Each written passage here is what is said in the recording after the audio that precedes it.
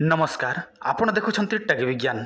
आज मते सकाले जणे भाई मेसेज करथिले से आमठू बसीकरण मोहिनी पाई नहीं थिले 9 मास तले। मेसेज भी मु आपण मानको देखे दउछि। देखंतु प्रथमे से कोन लिखिछंती मु ताहार रिप्लाई कोन दैछि तापरे मु आपण मानको सब किछि विषय वस्तु जणैबी। देखंतु आमे जहा मध्य बसीकरण मोहिनी एही सब 100% ग्यारंटी सहित आपण मानको देई थाउ।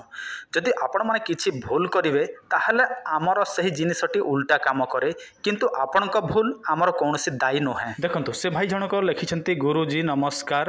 हाँ कुह गुरुजी मु जो ताबिज मोहिनी नहीं थिली ताहा 9 मास काम कला आउ एबे सब उल्टा होउछि। माने कौन होउछि? से झियो मते देखिले लुचुछि। अच्छा तमे सबू सिक्रेट रखिथिल तो?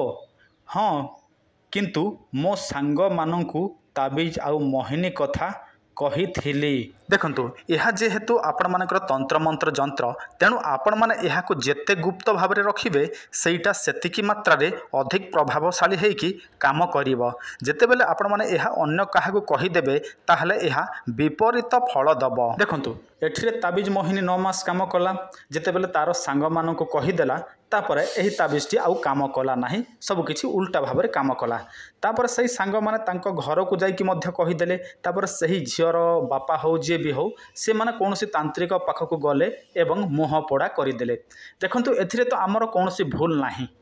आमे से मानको कहि थाउ भाई तमे यहाको नियम नीति अनुसार व्यवहार करिवो, किंतु भाई तमे नियम नीति बाहर सब किछि प्रयोग करिवो, लोक मानको कहि बुलिवो, तापर लोक को देखै बुलिवो, तापर आमको कहबो गुरुजी काम करूथिला आ एबे करू नाही, ताहले भाई सेथि पय आमे दई हई परिबो नाही। देखंतु जेतेबेले आपण माने एही जिनिस काहाकू बसीकरण करिया पय मोहिनी करिया पय आमठू किछि नउछंती, आपणक व्यतीत आम व्यतीत अन्य कौनसी लोक जेमिति न जानिबो सेथि प्रति ध्यान देबे। एमिति कि आपणक सांगकू किंबा निजर बंधु बांधव को मध्य कहबो नाही जे आपण माने एही झियो पय एहा व्यवहार करूछंती किंबा करिया पय जाउछंती। देखंतु एही व्यक्ति को आमे देइथिलु 9 मास भलरे काम कला, दि जनक संपर्क भल रहिला, किंतु जेतेबेले तार सांग को कहिदेला तापर एहा उल्टा काम कला। आपण माने निजे चिंता करंतु, एथिरे तो आमर कोनोसी भूल नाही। तेणु आपण मानको अनुरोध, आपण माने जेतेबेले भी एही परि जिनिस नेबे हमको फोन करिवे ताहले आपण माने सीक्रेट भाव में आम सहित कथबार्ता हेबे, सब किछि सीक्रेट भाव में रखिबे।